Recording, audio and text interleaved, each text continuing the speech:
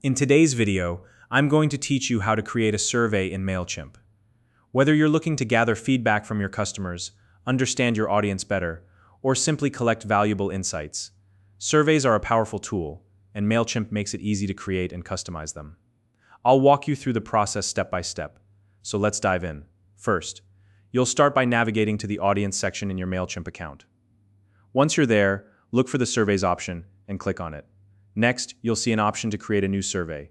Go ahead and click that. You'll need to give your survey a name, so choose something that helps you identify its purpose.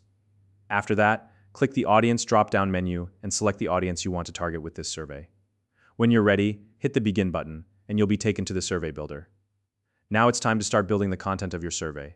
To add a question or a new section, click the plus icon, which looks like a small plus symbol. From there, you can choose the type of section you want to add.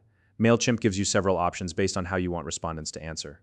You can use radio buttons for single-choice questions, checkboxes if you want people to select multiple options, a range for sliding scale responses, or an open text box for longer, written answers. You can also include an introduction at the start of your survey, ask for email or contact information, or even add content blocks to provide additional context. Once you've chosen the section type, type your question into the field labeled, "What would you like to ask?" And here's a pro tip. If a particular question is essential for your survey, you can make it mandatory by toggling the required slider in the section type sidebar. This ensures respondents can't skip over it. You can repeat this process for every new question you want to add. If you need to duplicate a question for slight modifications, simply click Duplicate Question, and if you change your mind about a question, you can easily delete it by clicking Delete Question. After you've added all your questions, it's time to design your survey. Click Continue to move on to the design stage.